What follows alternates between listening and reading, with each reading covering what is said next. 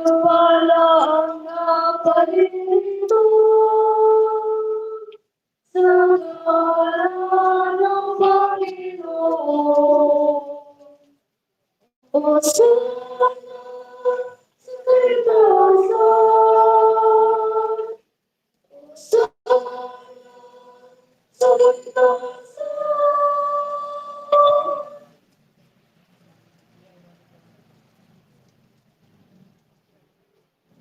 Sumainyo ang Panginoon. Ang mabuting balita ng Panginoon ayon kay San Mateo.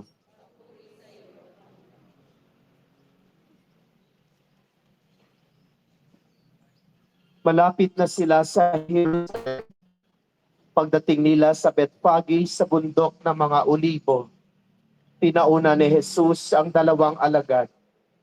Sinabi niya sa kanila, "Pumunta kayo sa susunod na nayon. Makikita ninyo roon ang isang inahing asno na nakatali kasama ang kanyang bisero. Kalagin ninyo at dalhin dito. Kapag may sumita sa inyo, sabihin ninyo kailangan ng Panginoon at hindi nakikibo iyon." Nangyari ito upang matupad ang sinabi ng propeta, "Sabihin ninyo sa lungsod ng Siyon, masdan mo dumarating ang iyong hari.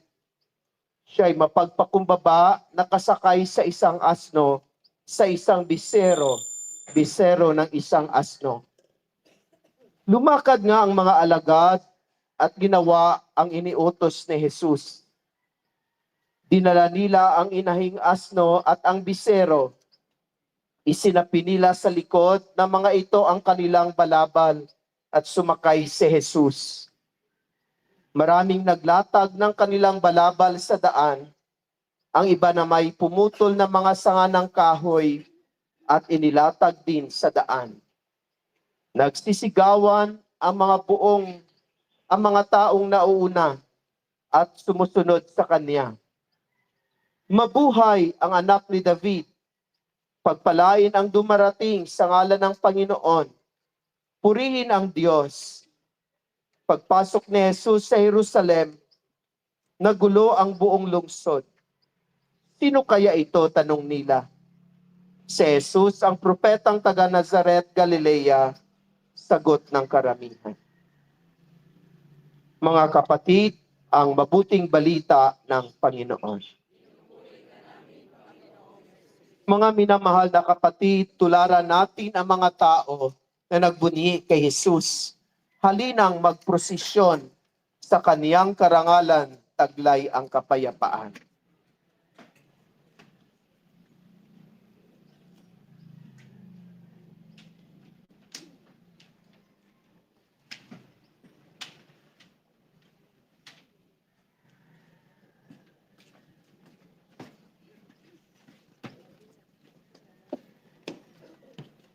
Kay Kristo ang Iglesia, sumalubong.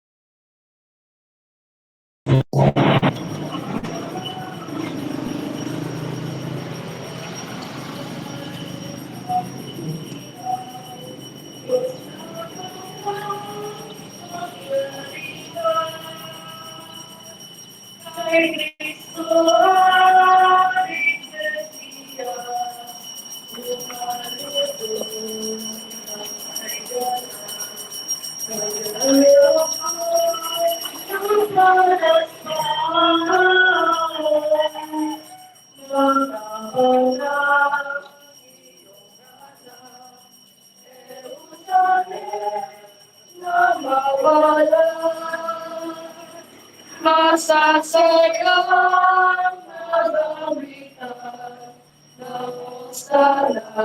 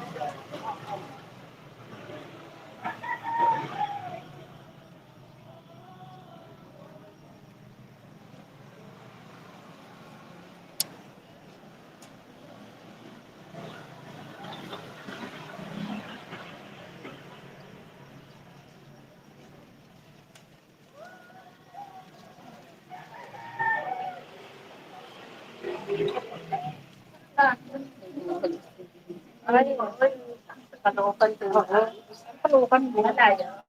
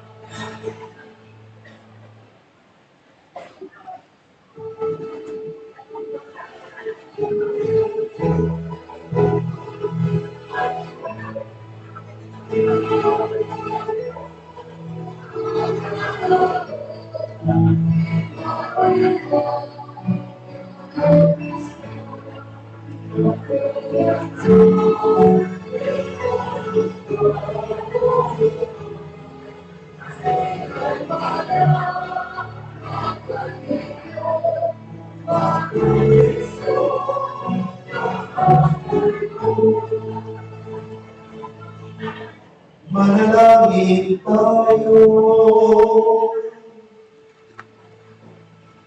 Ama naming makapangyarihan, ginawa mong halimbawang dapat ulan ang tagapagligtas namin naging libasan para ang krus namin ay apoy. Pagindapatin mo sa mga pagdiriwang ay aming pamangkin ang kanyang ulirang pagkamatisip at ang pag-isalo sa pagkabuhay niyang maningning sa pamamagitan niya kasama ng Espiritu Santo magpasawalang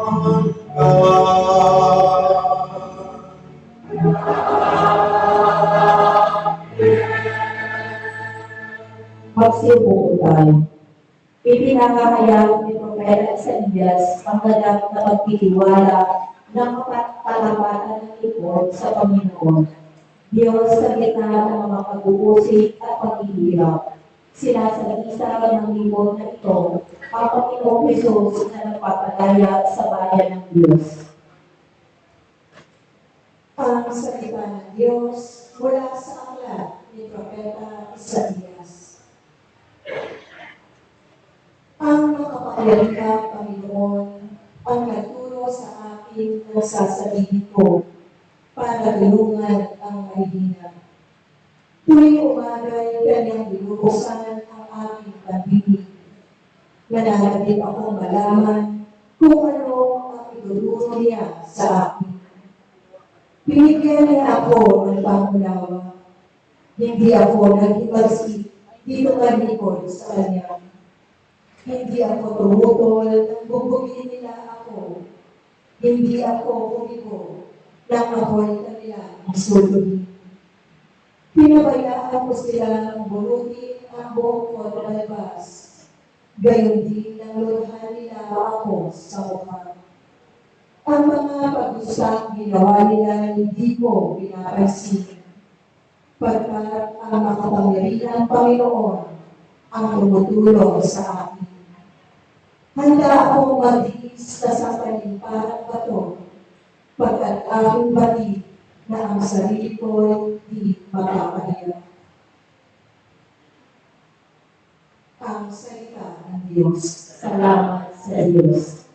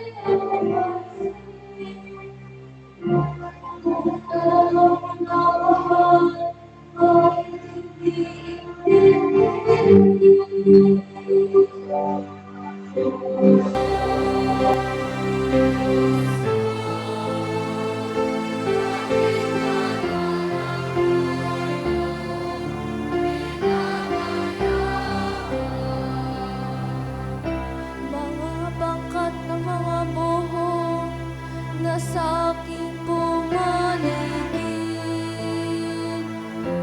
para kung nasa gitna ng iyong asong mapapangis. Mga kamay ko at pa'y butas sa bakong matulis. Ang buto ng katawan ko ay mabibilang sa masin.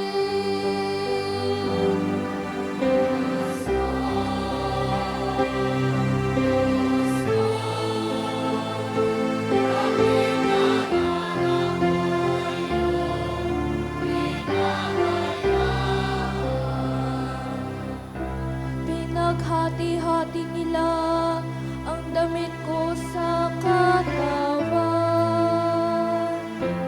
Ang hinubad na tunikay tinaan sa sapalaran. Huwag mo akong ulilahin, huwag talikdan, Panginoon. O aking tagapagligtas, bilisan mo ang pagtulong.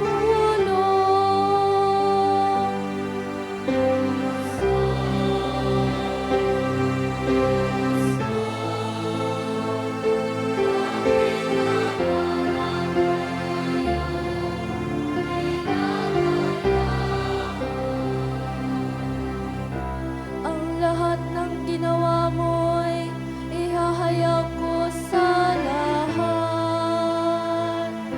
Sa gitna ng kapulungay, pupurihin kitang ganap. Purihin ang Panginoon ng lahat ng kanyang lingkod. Siya'y inyong dakilain, kayong ang kanihakot. Ikaw, bayan ng Israel, ay sumamba at maglingkod.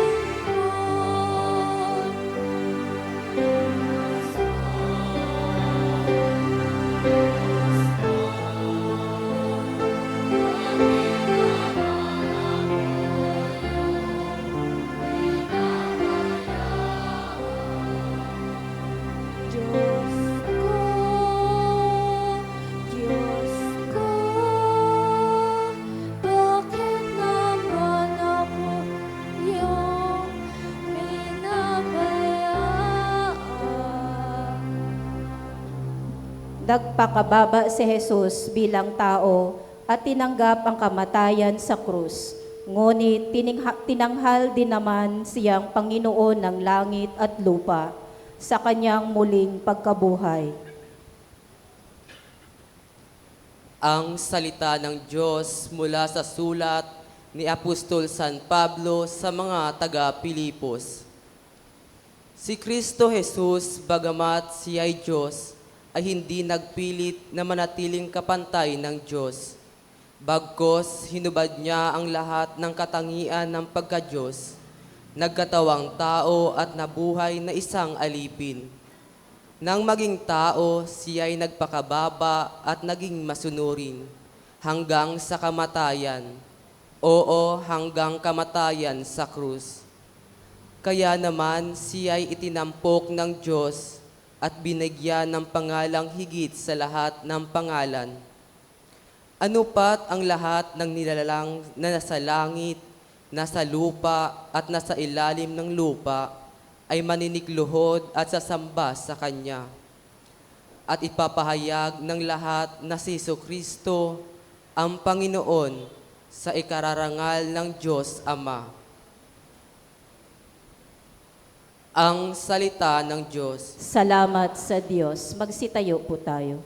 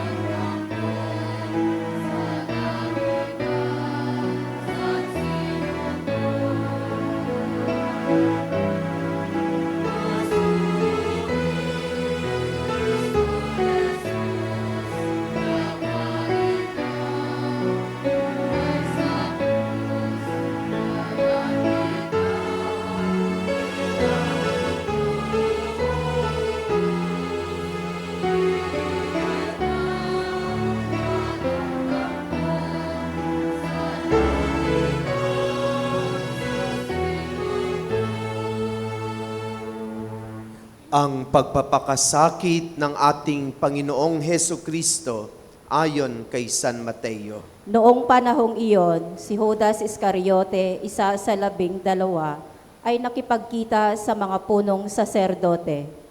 Ano po ang ibigay ninyo sa akin kung tutulungan ko kayong manakit si Jesus? Tanong niya.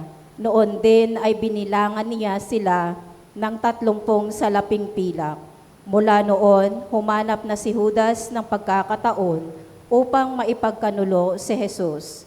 Dumating ang unang araw ng kapistahan ng tinapay na walang lebadora. Lumapit kay Jesus ang mga alagad at nagtanong, Saan po ninyo ibig na ipaghanda namin kayo ng hapunang Pampaskwa? Sumagot siya, Pumunta kayo sa lungsod at hanapin ninyo ang taong ito. Sabihin sa kaniyang ganito ang ipinasasabi ng guro, Malapit na ang aking oras. Ako at ang mga alagad ko'y sa bahay mo kakain ng hapunang Pampaskwa. Sinunod ng mga alagad ang utos ni Jesus at inihanda nila ang hapunang Pampaskwa. Nang gabing yaon, dumulog sa hapag si Jesus kasama ang 12 alagad. Samantalang sila'y kumakain, nangusap si Jesus. Sinasabi ko sa inyo, isa sa inyo ang magkakanulo sa akin. Nanlumo ang mga alagad at isa't isa'y nagtanong sa kanya. Ako po ba, Panginoon? Sumagot siya, Ang kasabay kong sumausaw sa mangkok ang siyang magkakanulo sa akin. Papanaw ang anak ng tao ayon sa nasusulat, ngunit sa aba ng magkakanulo sa kanya. Mabuti pang hindi na ipinanganak ang taong iyon. Si Judas na magkakanulo sa kanya ay nagtanong din. Sumagot si Jesus, Ikaw na ang nagsabi. Samantalang sila'y kumakain, hinawakan ni Jesus ang tinapay, at matapos magpasalamat sa Diyos, kanyang pinaghati-hati at ibinigay sa mga alagad. Kunin ninyo ito at kanin. Ito ang aking katawan. Wika niya. Hinawakan niya ang kalis, nagpasalamat sa Diyos at ibinigay sa kanila. Uminom kayong lahat nito, Sabi niya, sapagkat ito ang dugo ng tipan, ang aking dugo na mabubuhos dahil sa marami sa ikapagpapatawad ng mga kasalanan. Sinasabi ko sa inyo na hindi na ako iinom nitong alak na mula sa ubas hanggang sa araw na ang bagong alak ay inumin kung kasalo kayo sa kaharian ng aking Ama. sa pagkaawit ng isang imno, sila'y nagpunta sa bundok ng mga olibo. Sinabi ni Jesus sa kanila, Sa gabing ito, ako'y iiwan ninyong lahat, gaya ng nasasaad sa kasulatan. Papatayin ko ang pastol at mangangalat ang mga tupa. Ngunit pagkatapos na ako'y muling mabuhay, mauuna ako sa inyo sa Galilea. sumagot si Pedro. Kahit na po iwan kayo ng lahat, hindi ko kayo iiwan. Tandaan mo, Sabi ni Jesus, sa gabi ring ito, bago tumilaok ang manok, makaitlo mo akong itatwa. ngunit matigas na sinabi ni Pedro. Kahit na ako patayin kasama ninyo, hindi ko kayo itatatwa. Gayon din ang sinabi ng lahat ng alagad. At isinama sila ni Jesus sa isang lugar na tinatawag na Getsemani. Sinabi niya sa kanyang mga alagad, Dito muna kayo, mananalangin ako sa dako roon. ngunit isinama niya si Pedro at ang dalawang anak ni Zebedeo at nagsimulang mabagabag at maghirap ang kanyang kalooban. Sinabi niya sa kanila, Ang puso ko'y tigib ng hapis na halos ikamatay ko. Maghintay kayo rito at makipagpuyat sa akin. pagkalayo ng kaunti, nagpatira pa siya at nanalangin. Ama ko, kung maari ilayo mo sa akin ang kalis ng paghihirap na ito. Gayunman, huwag ang kalooban ko, kundi ang kalooban mo ang mangyari. Nagbalik siya at dinatna niyang natutulog ang tatlong alagad. Sinabi niya kay Pedro, Talaga bang hindi kayo makapagpuyat na kasama ko kahit isang oras man lamang?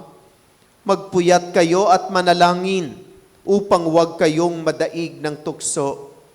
Ang espiritu'y nakahanda, ngunit mahina ang laman. muli siyang lumayo at nanalangin. Ama ko, kung hindi maialis ang kalis na ito nang hindi ko iinumin, mangyayari ang iyong kalooban. Muli siyang nagbalik at dinatna na naman niya silang natutulog, sapagkat sila'y antok na antok.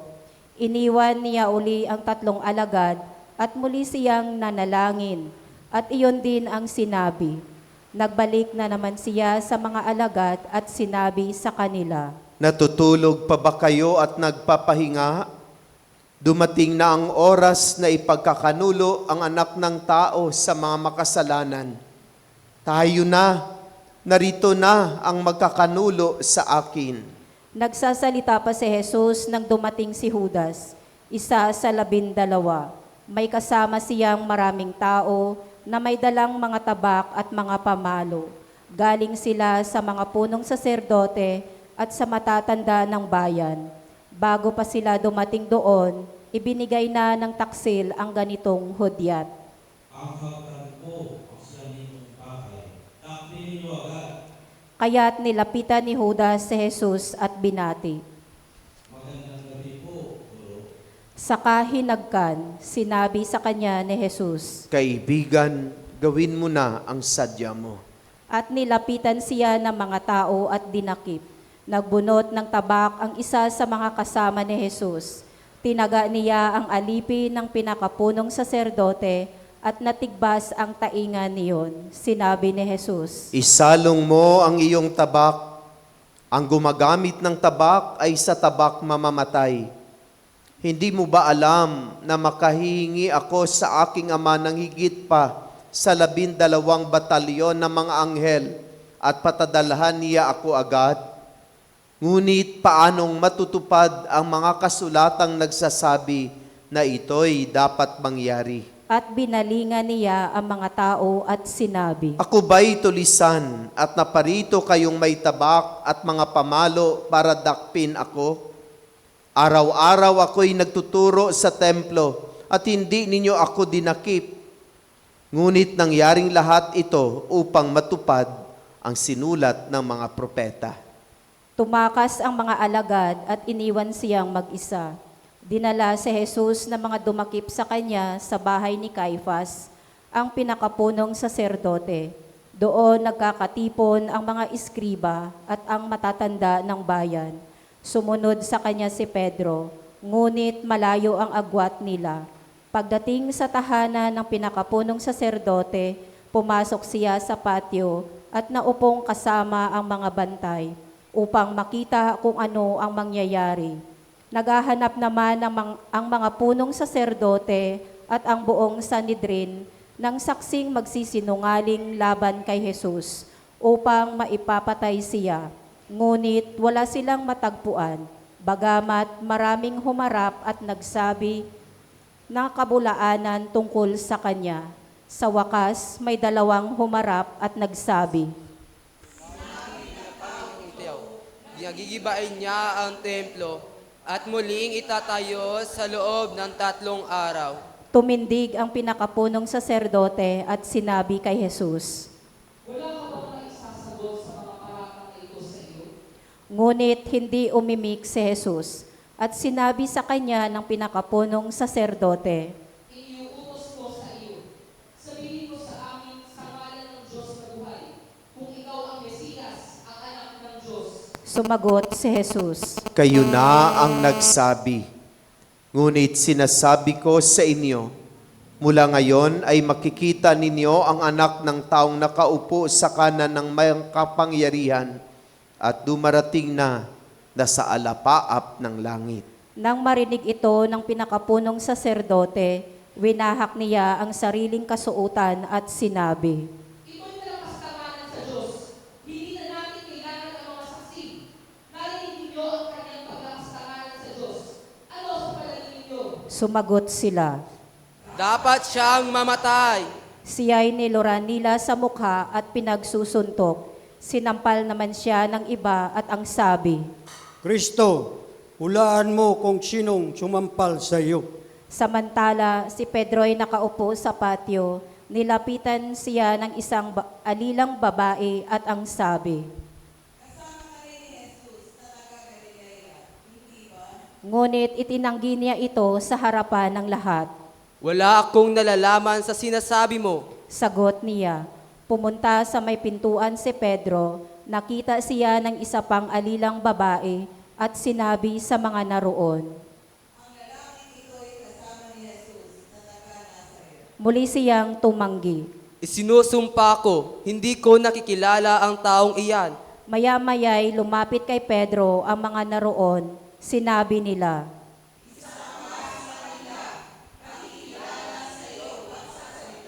Mamamatay man ako, talagang hindi ko nakikilala ang taong iyan. Sagot ni Pedro, siya namang pagtilaok ng manok at naalaala ni Pedro ang sinabi ni Jesus, Bago tumilaok ang manok, makaitlo mo akong itatatwa. Lumabas siya at nanangis ng buong kapaitan. Kinaumagahan, nagpulong ang mga punong saserdote at ang mga matatanda ng bayan kung paano maipapapatay si Jesus. Iginapos nila siya at dinala kay Gobernador Pilato. Nang makita ni Judas na si Jesus ay hinatulang mamatay, nagsisi siya at isinauli sa mga punong saserdote at sa matatanda ng bayan ang 30 salaping pilak. Sinabi niya, Nagkasala ako na magkaluloko at walang sala. Ano ang pakialam namin? Bahala ka! Sagot nila, inihagis ni Judas ang mga salaping pilak sa loob ng templo, saka siya umalis at nagbigti. Pinulot ng mga punong saserdote ang mga salaping pilak. Sinabi nila, Kapag sa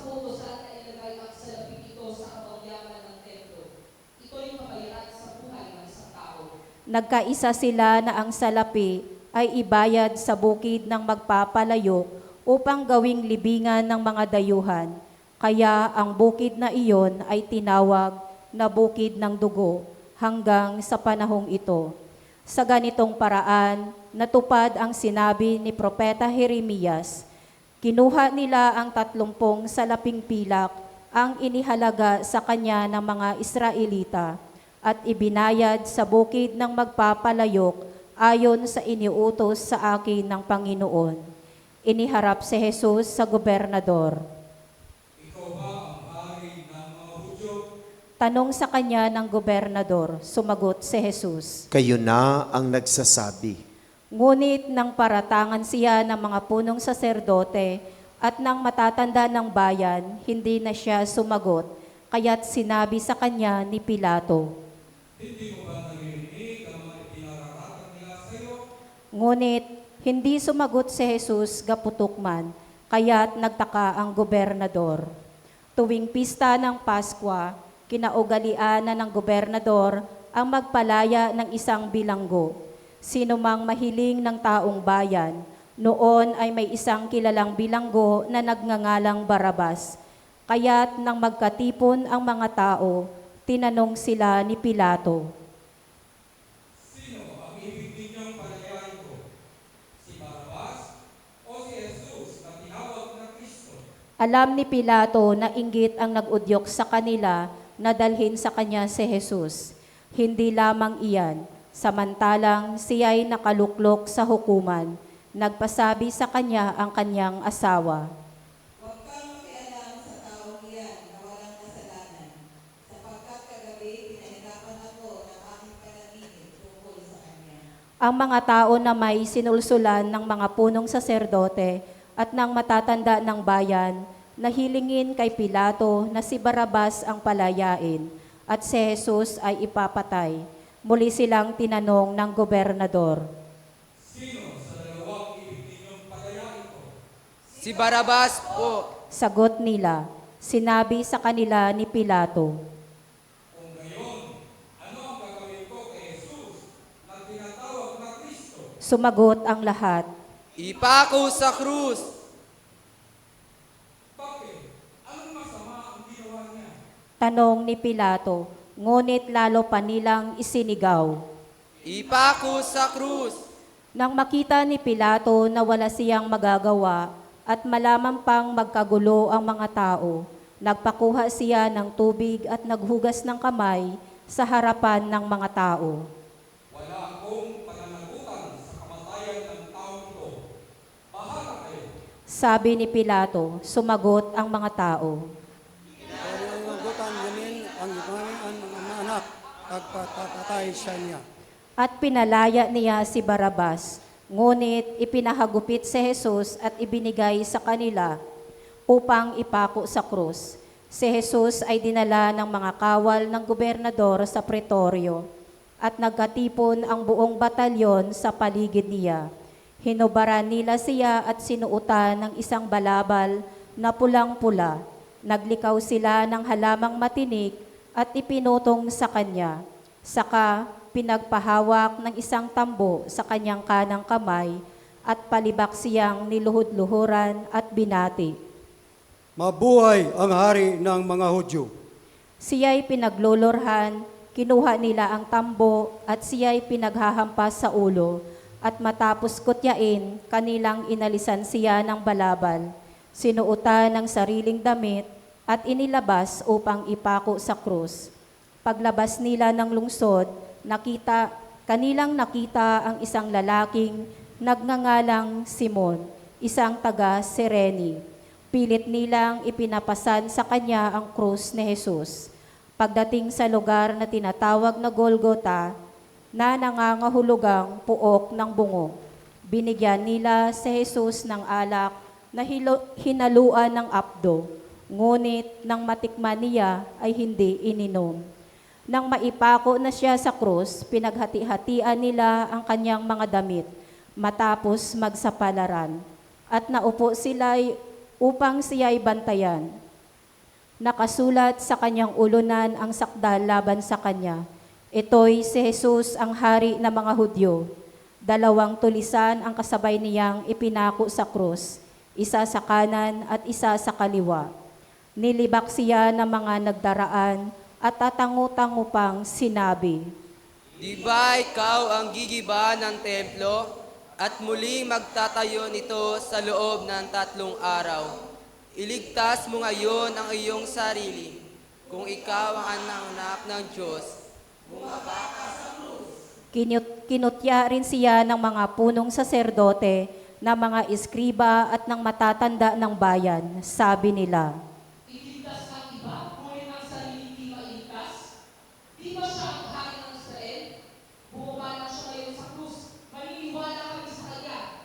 Nananalig siya sa Diyos at sinasabi niyang siya ang anak ng Diyos. Iligtas siya ng Diyos kung talagang iibig siya. at inalipusta rin siya ng mga tulisang ipinakong kasabay niya. Mula sa tanghaling tapat hanggang sa 4 ng hapon ay nagdilim sa buong lupain.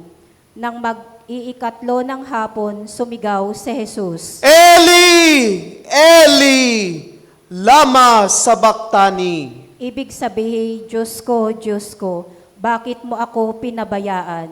Narinig ito ng ilan sa mga nakatayo roon at sinabi nila, Tinatawag niya si Elias. agad tumakbo ang isa sa kanila at kumuha ng espongha.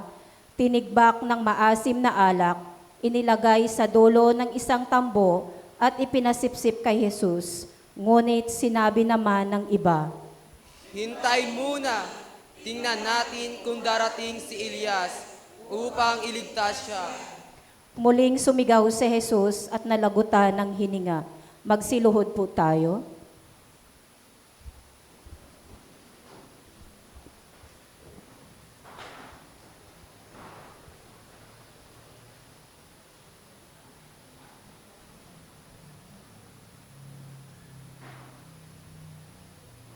Magsitayo po tayo. Biglang napunit sa gitna ang tabing ng templo, mula sa itaas hanggang sa ibaba. Nayanig ang lupa, nagbitak ang mga bato, nabuksan ang mga libingan, at nabuhay ang maraming banal na namatay na. Lumabas sila ng libingan, at nang muling mabuhay si Jesus, sila'y pumasok sa banal na lungsod at nakita roon ng marami. Nasindak ang kapitan at ang mga kawal na nagbabantay kay Jesus nang maramdaman nila ang lindol at masaksihan ang lahat ng nangyari. Ito na ang tunay na anak ng Diyos. Sinabi nila, naroon din ang maraming babaeng nakatanaw mula sa malayo, mula pa sa Galilea. Sumunod na sila kay Jesus at naglingkod sa Kanya. Kabilang sa kanila si Maria Magdalena, si Mariang ina ni Santiago at ni Jose, at ang asawa ni Zebedeo. Bago magtakip silim, dumating ang isang mayamang taga-Arimatea na ang ngalay Jose. Siya alagad din ni Jesus. Lumapit siya kay Pilato at hiningi ang bangkay ni Jesus. Iniutos naman ni Pilato na ibigay ito sa kanya. Kaya't kinuha ni Jose ang bangkay at binalot ng bagong kayong lino. Inilagay niya ito sa sariling libingan na di pa nalalaunang pinauka niya sa bato. Pagkatapos, iginulong niya sa pintuan nito ang isang malaking bato, saka umalis. Naroon si Maria Magdalena at isa pang Maria na nakaupo sa tapat ng libingan. Kinabukasan, alalaong bagay pagkatapos ng araw ng paghahanda. Sama-samang nagpunta kay Pilato ang mga punong saserdote at ang mga pariseyo. Sinabi nila, Naalaala po namin na sinabi na magpagpanggap na iyon noong nabubuhay pa, na siya'y muling mabubuhay pagkaraan ng 3 araw. Pabantayan na po niyo mabuti ang libingan hanggang sa 3 araw, baka tumaroon ang kanyang mga lagat at nakawin ng bangkay, at sabihin sa mga tao na siya'y muling nabubuhay, at sa pandarayan ito ay magiging masama pa sa laula. sinabi sa kanila ni Pilato, Kumuha kayo ng mga kawal at pabantayang mabuti ang libingan. kaya't pumaroon sila at nilagyan ng tatak ang bato at pinabantayan ang libingan upang matiyak nila di ito pakikialaman ni numan. Ang mabuting balita ng Panginoon. Magsiupo po tayo.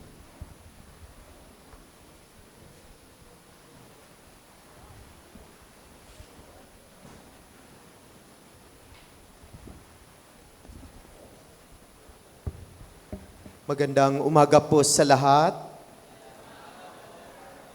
Sa umagang ito, tayo ay nagkakasama-sama at nagkakatipon-tipon upang simulan natin ang mahal na mga araw. Ito yung mga araw na pinaghahandaan natin sa loob ng Kwaresma. 40 araw tayong naghanda. Nagnanais kasi tayo na ang mahal na araw na ito ay maging makahulugan sa bawat isa sa atin. Dahil sa mahal na araw, ay muli nating gunitain ang dakilang pag-ibig ng Diyos sa atin sa pamagitan ng Kanyang pagpapakasakit, ang Kanyang kamatayan sa krus at ang muling pagkabuhay. Ang mga mahal na araw ay sinisimula natin sa pamagitan ng pagdiriwang ng Linggo ng Palaspas. Sa pagdiriwang ng Linggo ng Palaspas, may dalawang yugto o bahagi ang pagdiriwang na ito. Ang unang bahagi ng pagdiriwang na ito ay ang pagbabasbas ng palaspas.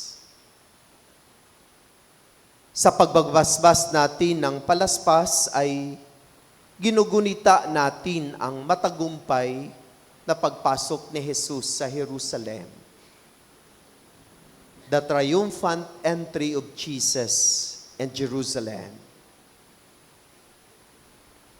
Matagumpay ang pagpasok niya sa Jerusalem dahil sa Jerusalem ay kanyang isakatuparan ang kanyang misyon bilang isang Mesiyas, bilang isang tagapagligtas.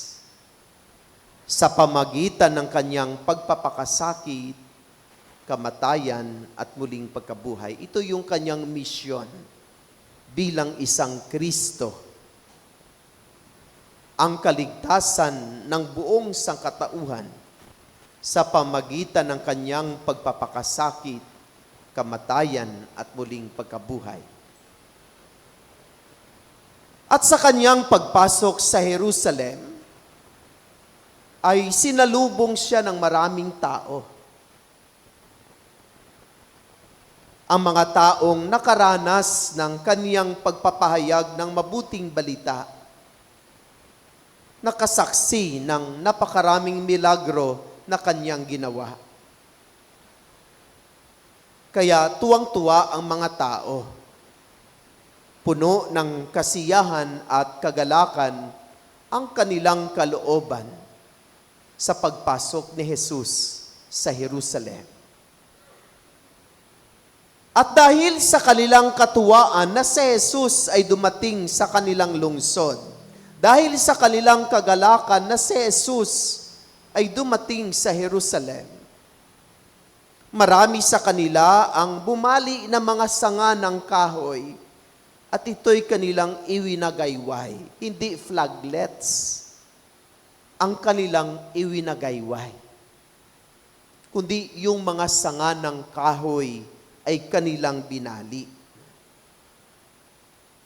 At ang iba sa kanila, ang kanilang balabal, ay kanilang inilatag sa daan.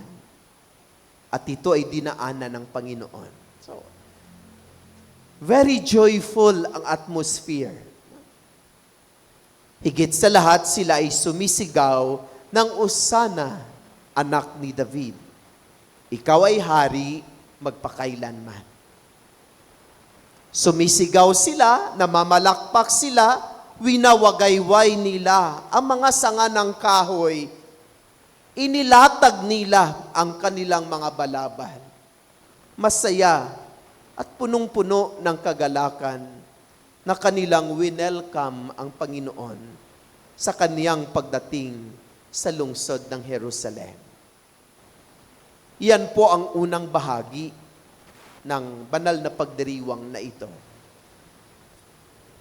Sa ikalawang bahagi ng banal na pagdiriwang ay narinig natin ang pasyon ng ating Panginoon. Sa kanyang pasyon, narinig natin ang pagkakanulo ng kaniyang isa sa kaniyang pinagkatiwalaan. Iniwanan siya ng kaniyang mga alagad. Iniharap siya at ipinahiya sa maraming mga tao. Nilurhan nila si Jesus. Pinaratangan ng hindi naman niya ginawa. Pinili nilang palayain si Barabas. Ipinapasan sa kanya ang mabigat na krus. At yung mga sumigaw na Hosana, anak ni David, ang silang sumigaw, si Barabas ang palayain, ang Jesus ay ipako sa krus, patayin siya, ipako sa krus. At ang kanilang kagustuhan ay nasunod. Ipinapasan sa kanya ang mabigat na krus. Ipinako sa krus, sumigaw siya ng malakas, Diyos ko, bakit mo ako pinabayaan? At unti-unting nalagutan siya ng hininga.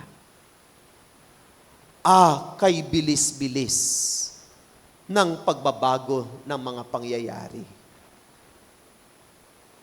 Bago pa lamang ay tuwang-tuwa at buong galak nilang tinanggap ang Panginoon. Wala pang isang araw ay nagbago ang kanilang kalooban.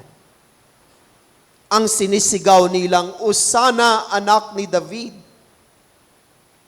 ay napalitan ng ipako sa krus, patayin siya, ipako sa krus. Mga minamahal na kapatid, di ba kung minsan, ganun din tayo? Madaling magbago kapag ang Diyos na ang ating pag-uusapan. Madaling magbago ang ating isip at kalooban kung minsan kahit ang ating mga desisyon sa buhay, kapag pinag-uusapan na natin ang ating ugnayan sa Diyos. Linggo-linggo kapag tayo ay nagsisimba, inaawitan pa nga natin siya, papuri sa Diyos sa kataasan. Pag-uwi natin sa bahay, hindi pa nakasaing ang ating mga anak, nakapagsalita na tayo ng masakit na salita. At kung minsan, ang mura ng ating mga bibig ay hindi natin napipigilan. Bago ka lang umawit ng papuri sa Diyos. Tapos pag-uwi mo sa bahay, nakalimutan mo na lahat ang papuri mo sa Diyos. Kung ano na ang binitawan mong mga hindi magagandang salita dahil sa hindi magandang bagay na iyong nakita. Madaling magbago. Lalong-lalo na kapag ang Diyos ang ating pag-uusapan. Kung minsan tayo ay nagsasabi, okay, maglingkod ako sa Diyos. Paglilingkuran ko siya. Pupunta ka sa harapan. May bitbit ka pang kandila. Itinataas mo pa ang iyong kanang kamay na nakaharap sa Diyos at itinatalaga mo ang iyong sarili at sabi mo, kahit anuman ang mangyari, ako ay maglilingkod sa iyo, maglalaan ng oras at panahon para sa iyo, Panginoon. Pero bakit kapag may meeting, marami na tayong dahilan na hindi ako maka-attend? May puntahan ako ng ganito. May klase pa ako. May exam ako bukas. may sisingilin pa ako. Hindi ko masasarado ang tindahan. Hindi ko maiiwanan ng aking apo. Ang dami-dami na nating dahilan kapag tayo ay tinatawag na sa paglilingkod. Subalit, sa linggo ng palaspas ay ipinaalaala sa atin na kahit tayo ay nagbabago ng ating ugnayan sa Diyos, ang pagmamahal ng Diyos ay hindi nagbabago. Kaya ang krus ay nananatili palagi sa ating harapan. Hindi inilipat-lipat, kundi palaging nasa harapan upang sa tuwing makita natin ang krus, ay maalaala natin ang kaniyang pag-ibig at pagmamahal sa atin. Na ang kaniyang pag-ibig at pagmamahal sa atin ay hindi lamang sa pamamagitan ng salita, kundi talagang pinaghirapan niya, pinagtuluan niya ng pawis, luha at dugo, at talagang pinag-alayan niya ng kanilang buhay. At ang paalaala sa atin ng linggo ng palaspas ay ipinaalaala sa atin na tayo ay mahal na mahal ng Diyos.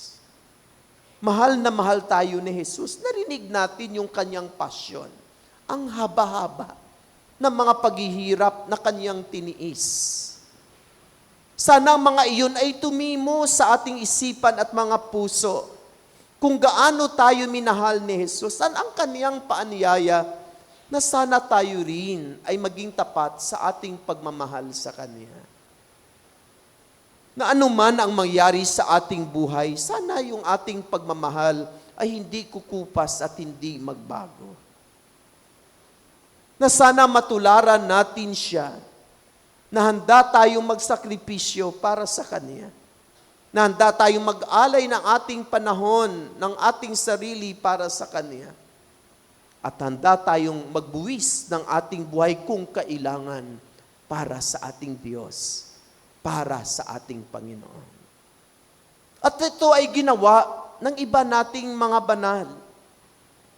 Dalawang Pilipino nating mga banal ay kanilang ipinahayag ang tunay na pagmamahal. Si San Lorenzo Ruiz at si San Pedro Calungsod. Talagang inialay nila ang kanilang buhay upang ipahayag ang kanilang tunay at tapat na pag-ibig sa Diyos. At sa mahal na araw na ito yung paanyaya sa atin. Pabalik-balik na paalalahanan tayo kung paano at gaano tayo minahal ng Diyos. At ang paanyaya na sana siya rin ay ating mahalin tulad ng pagmamahal niya sa atin.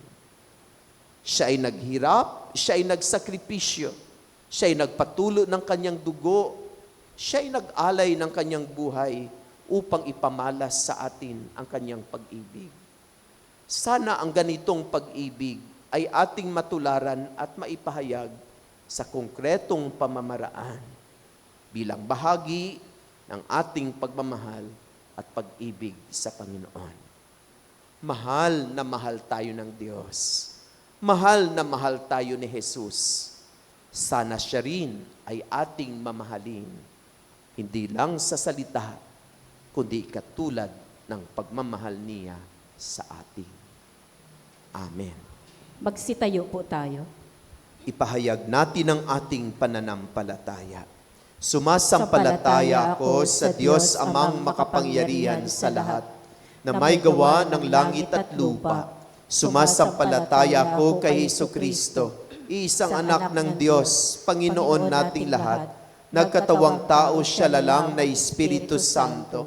Ipinanganak ni Santa Mariang Berhen, pinagpakasakit ni Poncio Pilato, ipinako sa krus na matay inilibing, nanaog sa kinaroonan ng mga yumao, na may ikatlong araw na buhay na maguli, umakyat sa langit, naluluklok sa kanang Diyos amang makapangyarihan sa lahat.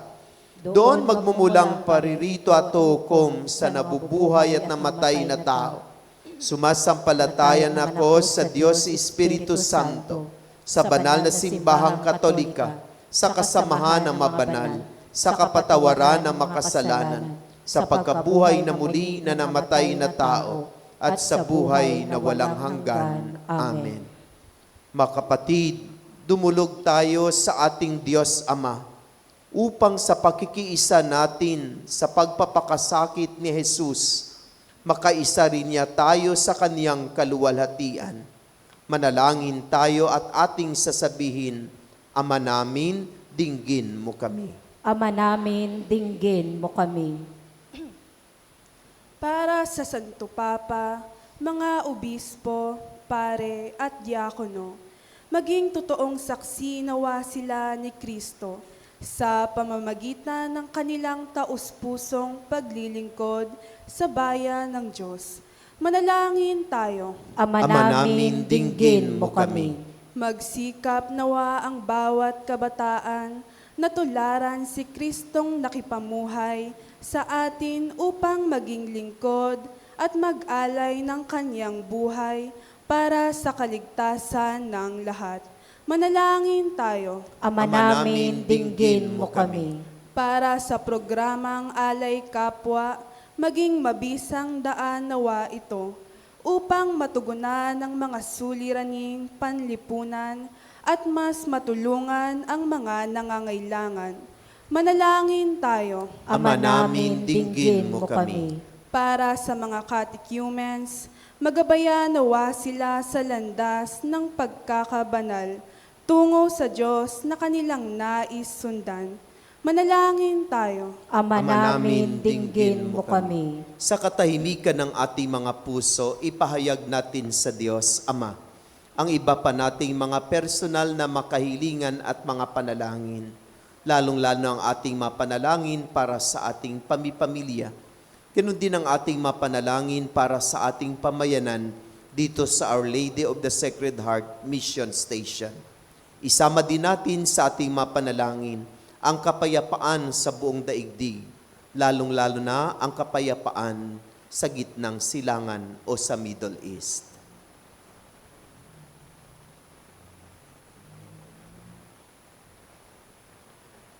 Ama, dinggin mo ang panalangin ng iyong mga anak.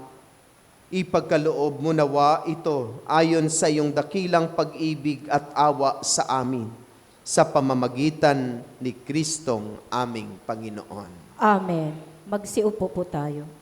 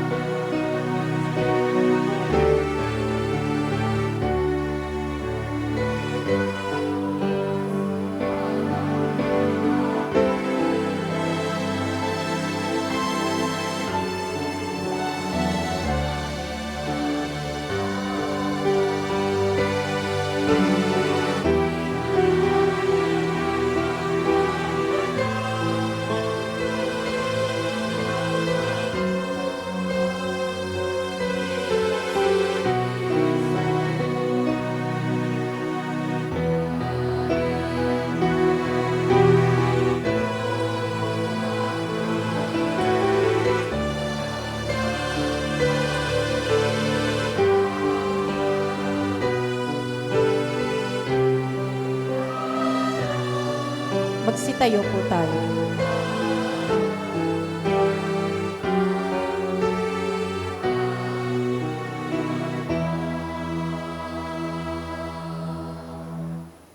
Manalangin kayo makapatid upang paghahain nating ito ay kalugdan ng Diyos Amang makapangyarihan. Tanggapin nawa ng Panginoon itong paghahain sa iyong mga kamay, sa kapurihan niya at karangalan sa ating kapakabinabangan at sa buong sambayan niyang banal. Ama naming lumikha, pakundangan sa pagpapakasakit na iyong bugtong na anak, sumami nawa ang iyong pagpapaunlak na di makakamit ng tanang aming pagganap, kundi ang paghahaing minsan lamang para sa lahat, na mula sa iyo'y pakikinabangan namin at tinatanggap sa pamamagitan ni Hesu Kristo kasama ng Espiritu Santo, magpasawalang hanggan.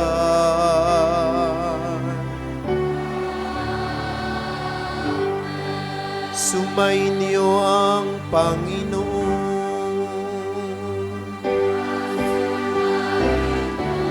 Itaas sa Diyos ang inyong puso at diwa.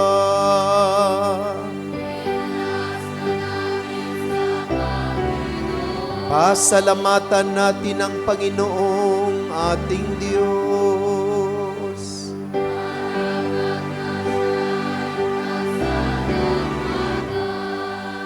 Ama naming makapangyarihan, tunay nga marapat na ikaw ay aming pasalamatan sa pamamagitan ni Hesu Kristo na aming Panginoon. Wala siyang kasalanan, ngunit inaring salarin sa pagmamalasakit niyang kami palayain. Sa kamatayang kinasusuungan namin, kaya't namatay siya upang kami buhayin. Kaya kaisa na maanghel na nagsisiawit ng papuri sa iyo, na walang humpay sa kalangitan, kami nagbubuni sa iyong kadakilaan.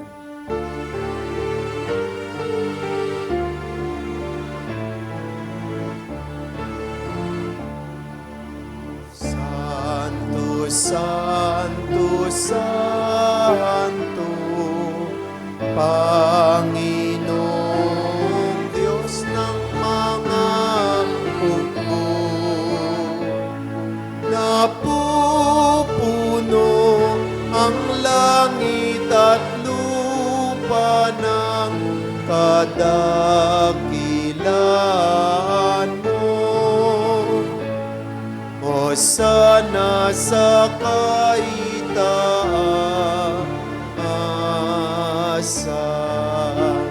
pinagpalang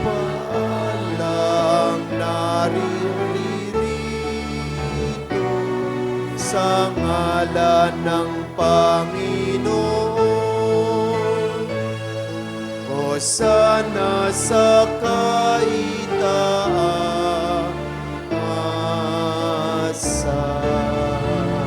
Magsiluhod po tayo.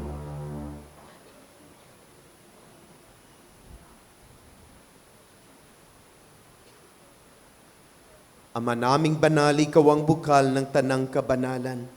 Kaya't sa pamamagitan na iyong Espiritu, gawin mong banal ang mga kaloob na ito, upang para sa amin ay maging katawan at dugo ng aming Panginoong Hesu Kristo.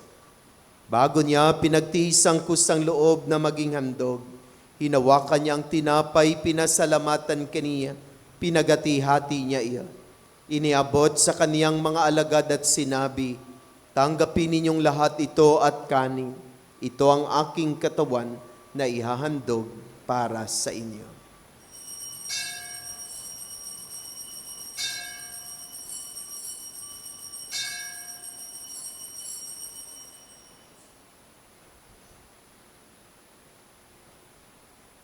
Gayon din naman nung matapos ang hapunan, hinawakan niya ang kalis, muli kaniyang pinasalamatan.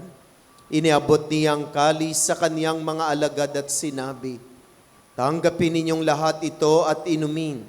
Ito ang kalis ng aking dugo, ng bago at walang hanggang tipan. Ang aking dugo na ibubuhos para sa inyo at para sa lahat, sa ikapagpapatawad ng mga kasalanan. Gawin ninyo ito sa pag-alaala sa akin.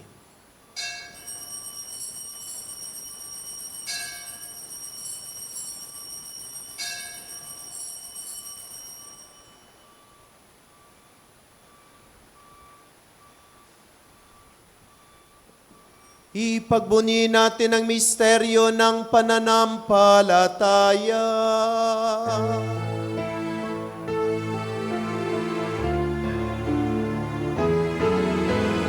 Si Kristo ay namatay. Si Kristo ay nabubuhay. Si Kristo ay babalik sa wakas ng panahon. Ama, ginagawa namin ngayon ang pag-alaala sa pagkamatay at muling pagkabuhay ng iyong anak. Kaya tinialay namin sa iyo ang tinapay na nagbibigay buhay at ang kalis na nagkakaloob ng kaligtasan. Kami nagpapasalamat dahil kami iyong minarapat na tumayo sa harap mo para maglingkod sa iyo. Isinasamo namin kaming magsasalo-salo sa katawan at dugo ni Kristo ay mabuklod sa pagkakaisa sa pamamagitan ng Espiritu Santo. Ama, lingapin mo iyong simbahang laganap sa buong daigdig. Puspusin mo kami sa pag-ibig kaisa ni Leon na aming Santo Papa, ni Pablo Virgilio na aming obispo at ng Tanang Kaparian. Alalahanin mo rin na makapatid naming nahimlay na may pag-asang sila'y muling mabubuhay, gayon din na lahat ng mga pumanaw. Kaawaan mo sila at patuloyin sa iyong kaliwanagan. Kaawaan mo at paginapatin kami lahat na makasalo sa iyong buhay na walang wakas, kaisa ng mahal na Bereng Maria na ina ng Diyos, ng kanyang kabiyak ng puso si San Jose, kaisa ng mga apostol at ang lahat ng mabanal na namuhay dito sa daigdig ng kalugod-lugod sa iyo. May pagdiwang nawa namin ang pagpupuri sa ikararangal mo sa pamamagitan ng iyong anak na aming Panginoong Heso Kristo. Sa pamamagitan ni Kristo, kasama niya at sa Kanya, ang lahat ng parangal at papuri ay sa iyo, Diyos Ama, makapangyarihan, kasama ng Espiritu Santo, magpasawalang hanggan.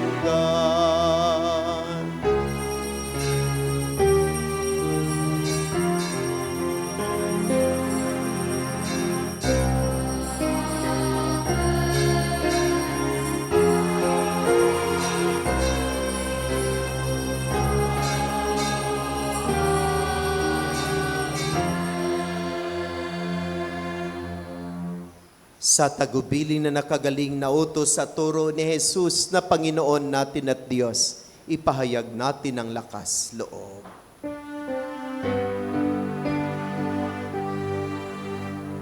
Ama namin, sumasalangit ka, sambahin ang ngalan.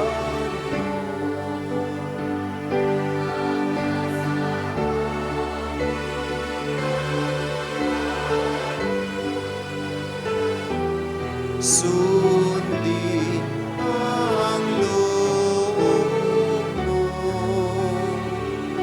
dito sa lupa para nang sa langit. Bigyan mo kami ngayon ng aming kakanin sa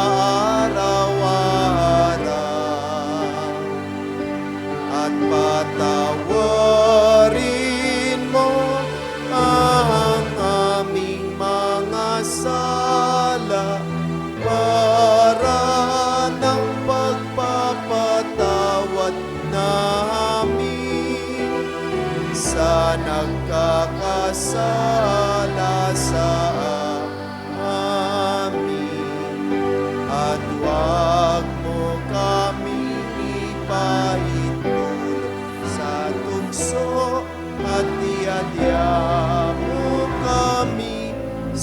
lahat ng masama. Hinihiling namin kami adya sa lahat ng masama, pagkalooban ng kapayapaan araw-araw, iligtas sa kasalanan at ilayo sa lahat ng kapahamakan, samantalang aming pinanabikan ng dakilang araw ng pagpapahayag ng tagapagligtas naming si Hesu Kristo.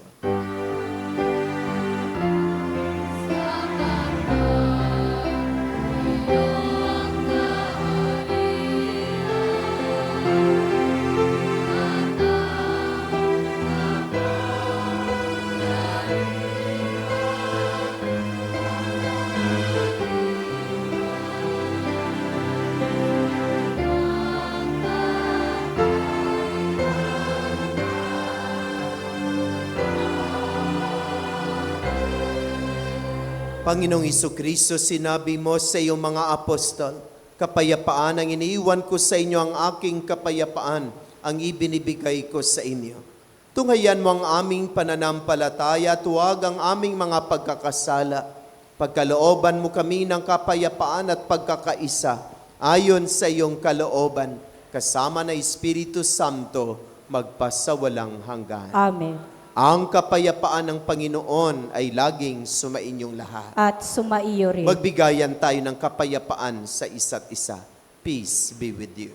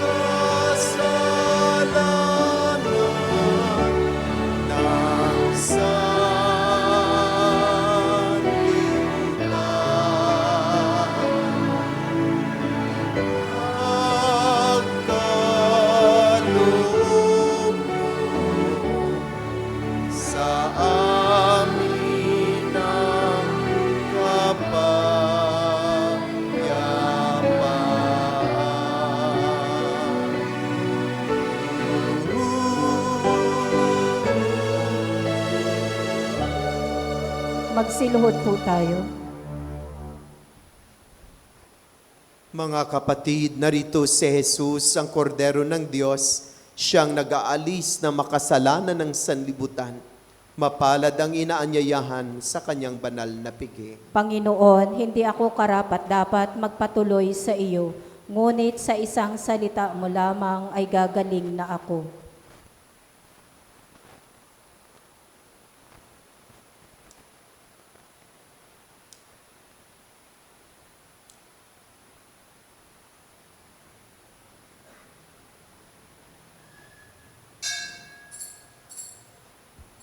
Magsiupo po tayo.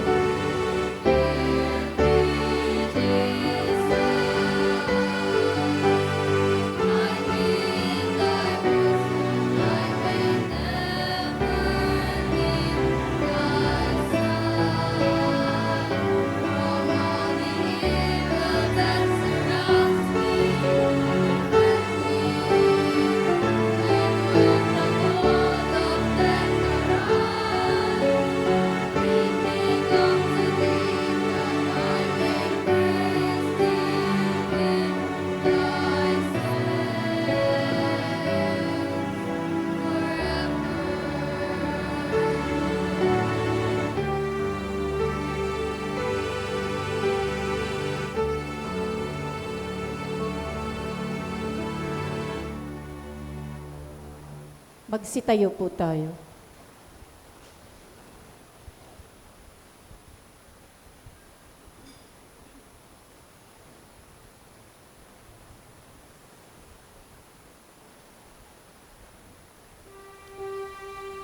Manalangin tayo. Ama naming mapagmahal, ngayong kami pinapagsalo mo sa banal na pakikinabang, kami yung pinalingong may pag-asa sa aming sinasampalatayanan, pakundangan sa pagkamatay ng iyong anak, gawin mong kami makarating sa aming paroroonan, pakundangan sa kanyang muling pagkabuhay, bilang tagapamagitan kasama ng Espiritu Santo, magpasawalang hanggan.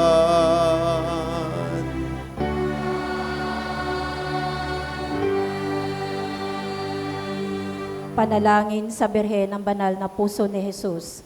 Alalahanin mo, mahal na ina ng banal na puso ni Jesus, ang mga dakilang bagay na ginawa ng Panginoon para sa iyo. Hinirang kang maging kanyang ina, ninais niyang malapit ka sa kanyang krus, binahaginan kanya ng kanyang kaluwalhatian, dinirinig niya ang iyong panalangin.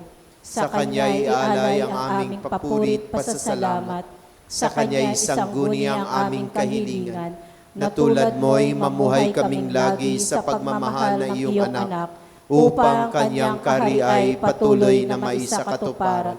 Samahan kaming lahat sa bukal ng buhay na nagmula sa kanyang puso, na lumaganap sa sanlibutan, ang pag-asa at kaligtasan, ang katarungan at kapayapaan. Pagmasdan mo kaming sa iyo'y nagtitiwala, pakinggan mo kaming sa iyo'y nagsusumamo. Maranasan nawa naming lagi ang makainang pagkalinga mo, siya nawa. Berhe ng Banal na Puso ni Jesus, Panalangin mo kami. Berhe ng Banal na Puso ni Jesus, Ipanalangin mo kami. Berhe ng Banal na Puso ni Jesus, Ipanalangin mo kami. magsiupo po muna tayo para sa mga pasasalamat at paalala. Patuloy po natin pasalamatan ang mga tumulong sa paglilingkod, ang music ministry, ang Ministry of Altar Servers, ang lay Eucharistic Ministers, ang Ministry of Ushers, Greeters, and Collectors, ang Ministry of Lectors and Commentators, Social Communication Ministry para sa ating FB live streaming. Pasalamatan din natin ang sponsor ng ating misa ngayon, ang San Juan Bautista Chapel. Sa susunod na linggo, ang sponsor naman po ay ang Santa Teresa of Calcutta Chapel. Pasalamatan din natin ang nanguna sa ating banal na misa na si Reverend Father Sammy Patriarca MSC. Paalala at paanyaya, patuloy po natin suportahan ang isang dakot program sa pamagitan ng pag-aalay ng bigas tuwing misa. Ito po ay ipinamamahagi sa ating mga kapatid na higit na nangangailangan. Ang isang dakot mo ang papawi sa gutom ko.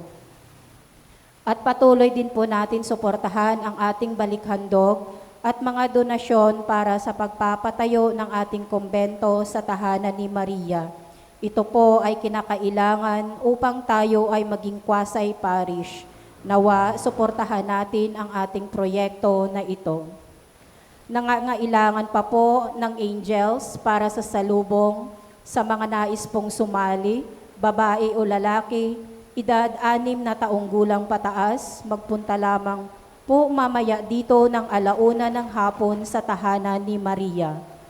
Nag-umpisa na po ang mahal na araw. Narito po ang schedule ng ating Holy Week activities.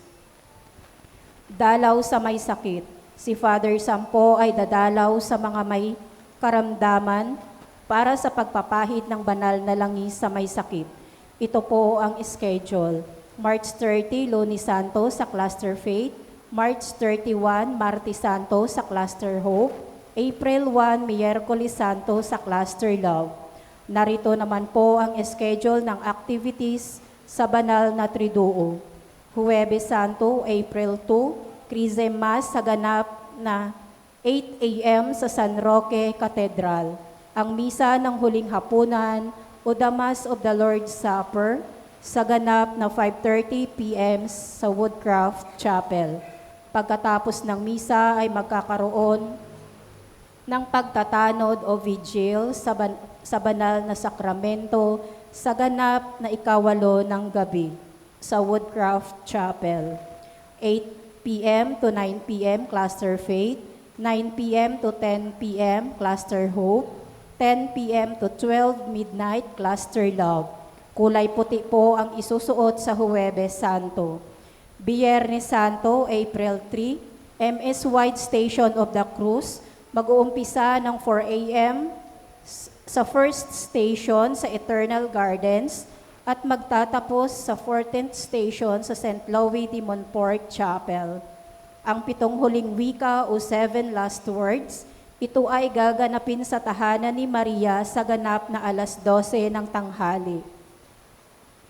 Pagdiriwang ng pagpapakasakit ng Panginoon o celebration of the Lord's Passion ay gaganapin sa 3 ng hapon sa tahanan ni Maria. Susundan ito ng prosesyon ng Santo Entierro. Ang atin pong isusuot sa Biyernes Santo ay kulay itim. Sabado de Gloria, April 4, magdamagang pagdiriwang ng Pasko ng muling pagkabuhay o Easter Vigil. Magsisimula po ito ng 7 ng gabi sa Whip Compound para sa Blessing of Fire. Pagkatapos ay magpuprosesyon papunta sa tahanan ni Maria. Pinapayuhan po ang mga dadalo na kumain na bago pumunta sa Whip dahil mahaba po ang ating pagdiriwang. Kulay puti po ang ating isusuot. Linggo ng muling pagkabuhay, April 5. Salubong sa ganap na alas 4 ng umaga sa Whip Compound. Susundan ito ng banal na misa sa tahanan ni Maria. Oras ng mga banal na misa, 7 a.m. sa Silver Street Compound, 9:30 a.m. St. Louis de Montfort Chapel, 5 p.m. sa Woodcraft Chapel. Maraming salamat po.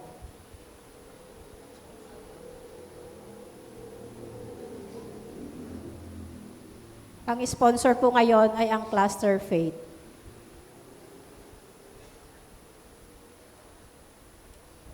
Sumuli patuloy tayong nananawagan para sa ating mga angels sa darating na linggo ng madaling araw para sa ating salubong. No? Kailangan pa natin yung karagdagang mga angels. No? Yung edad kasi dati ay 9-year-old pataas. So sabi ko babaan po natin ng 6-year-old. No? So kapag meron kayong anak at apo na 6-year-old pataas, pasalihin po natin na magiging angels, no? Sa pagsasalubong sa darating na linggo ng madaling araw. Mamayang hapon po, 1:00 ng hapon, dito sa tahanan ni Maria ay magkaroon sila ng practice. Dalhin lang po dito. No? So yung inyong anak na nag-edad 6-year-old pataas, no? Ang kanilang isusuot ay pulay na puti at mayroon po silang pakpak pero hindi sila makalipad. No? So darating sa Sabado po iyan ng madaling araw. No? So sana maging makahulugan ang pagdiriwang natin ng mga mahal na araw at patuloy nating pagnilayan ang dakilang pag-ibig, ang pagmamahal sa atin ng Diyos. At sana ang ganitong pagmamahal ay atin ding matularan at maipahayag sa bawat isa sa pamamagitan ng ating pagmamalasakit sa ating kapwa. Sana sa ating mission station, lalo-lalo na sa panahong ito, sana patuloy tayong magtutulungan pagpapahayag ng ating pagmamahal. Sana walang naiiwanan, sana walang naiitsapwera, sana walang nagugutom, no? Kundi patuloy tayong magkakaisa at magtulungan, bahagi ng pagpapahayag ng pag-ibig tulad ng pag-ibig ng Diyos sa atin. Tumayo po tayong lahat. Yung mga hindi pa nabasbasan ang kanilang palaspas, babasbasan po natin pagkatapos ng aming mga picture taking. Sumainyo ang Panginoon. At sumaiyo rin. Yumuko kayo at tingin ang pagpapala ng Diyos.